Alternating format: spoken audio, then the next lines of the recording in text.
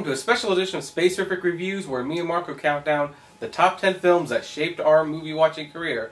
Now keep in mind, while these movies may be good, they don't necessarily reflect what we think are the best movies of all time, just what movies might have had a significant importance in our lives as film lovers. And I'm Kevin T. Rodriguez of TheMovieWizard.com. And I'm Marco of the Marco. Alright, so do you want to start or should I? Well, did you want to switch off or something? Yeah, we'll switch off, so whoever goes first, we'll do it the other way around for the next number. Okay.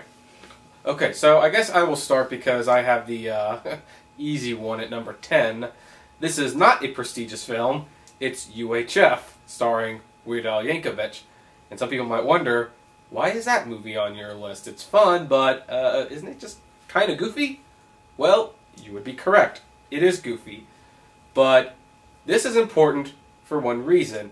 It actually kind of taught me to accept movies based on what they're trying to do, not what you want them to do. Keep in mind, at this point in my life, I was, I think, 12, and I wanted to be a film critic, so I was judging films and, you know, not liking them for this because they weren't as great as this. UHF was the first movie in a long time that was clearly stupid.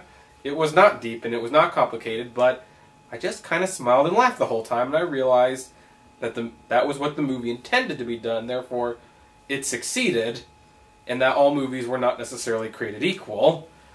To this day, every time I watch it, it's still fun. A lot of fun.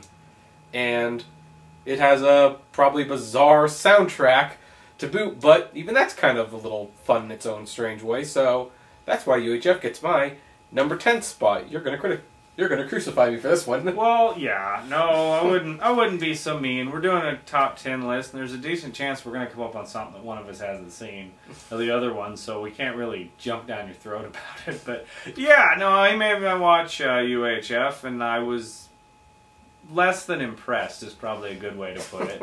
I'm not a huge Weird Al fan, though. But anyway, number 10 on my list. See, I'm dressed up snazzy here for our list making, and I get to start it off with a prestigious film. Mwaha. Number 10 on my list is actually Fritz Lang's M. Oh, which I have not seen, actually. It is an excellent, it is the best serial killer movie ever made. I was absolutely shocked when I saw it. And, you know, Fritz Lang's most well known for making Metropolis, which I have seen, and which is excellent. It is excellent. It's a visual wonder. It's a bit messy for its story, though, which is pretty well known. But M, goddamn, that's just a freaking amazing film. I mean, it's beautifully shot. The camera moves everywhere, and it was shot like 1931 or something like that. Well, it's one of the first talkie films, and yeah, it just amazed the hell out of me. But anyway, well, I'll have to check that out sometime. Yeah.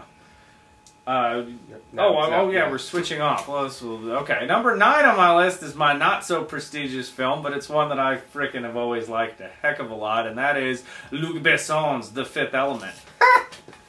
That would be the futuristic sci-fi kick-ass movie with Bruce Willis. I love that movie. And the reason I love that movie is this is a movie that he wrote when he was a teenager. And he got to make his teenager-written movie. And he made it like it's a teenager. So it's a very juvenile, silly film. And I love the fact that actually even got made. It's a visual frickin' wonder. And it's a messy film, and it's not the deepest one ever made, but I enjoy the hell out of it. And Gary Oldman's fucking awesome in it to boot. So yeah. Well, no, you're forgive the laughter. You know that you probably made it big when you can get a movie made that you wrote when you were 14 and not change it. I personally thought it was visually interesting, but it was a mess, so that's why I personally didn't like it. And by the way, I think my number 9 film is also strange, but a lot of you fans out there will love this. It's Princess Mononoke, Hayao Miyazaki's masterpiece. Now, picking between your favorite Miyazaki film is difficult. They're all great. It's almost like saying, well, which one's more spectacular than the other? That's how you grade his films. And this might not even technically be his best, but it's one of his best, and also, this movie really made me love the theater. Because I saw this movie, unlike most of his films, on the big screen. Now, me not seeing movies like Totoro and Castle in the Sky in the theaters was not my choice. Right. We just never got it in America on the big screen. But Princess Mononoke did get a limited run, and it came to the area, and it was a visual, out-of-body experience, almost. When that movie was over, and everyone like kind of clapped and they got up to go away, it was like, guys, they're going to start it again. Don't you want to watch it again and absorb it once more? I mean, it had this power in the theater that it has never quite found on video. I saw it twice in the theater, and I've seen it multiple times on video, and I can see why Miyazaki is not personally impressed when you say, oh, I saw that movie on video, because he wanted you to see that one in particular in the theater, and I agree with him.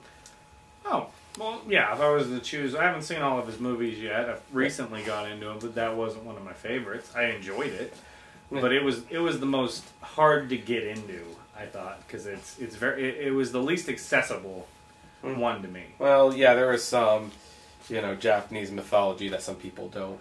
Well, on a second watching, I did enjoy it more because I was a little more in tune to what I was going to see. But when the first time, I was like, what the hell is up with this film?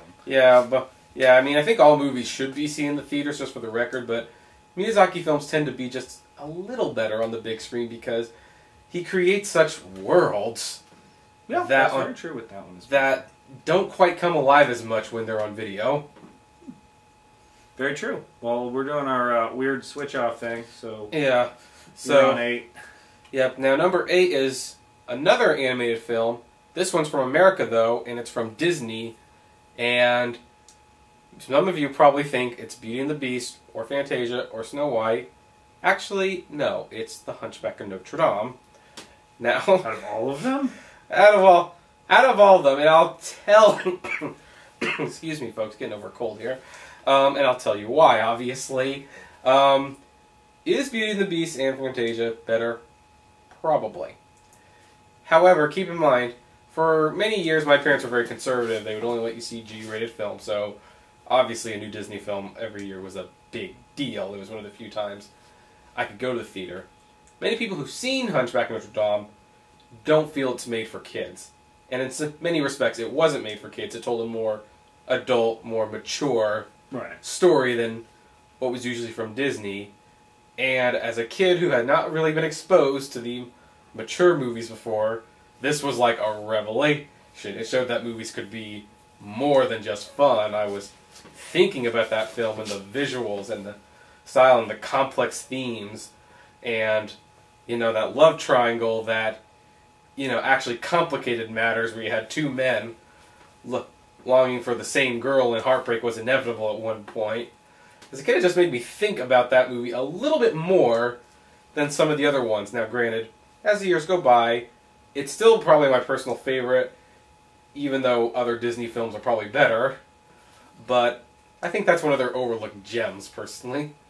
All right. I don't think I'd seen that one since the theater. I did see it in the theater.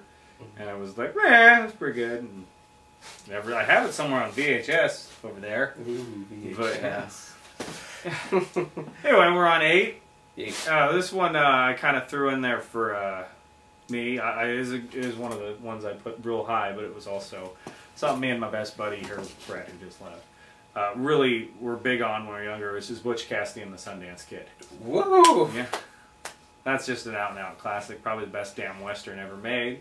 Close enough. Yeah, it's up there. And yeah, no, it's one of those movies. It's just got a lot of good scenes. It's got a lot of fun to it, and it's excellent. Quotable as hell. It is a damn good film. That scene where they're trying to jump off the waterfall, and Paul Newman it's Robert Redford who won't jump. Can't swim. He can't swim, and whenever Paul Newman says, well, the fall will probably kill you, that line cracks me up every time. Yeah, that's a good one.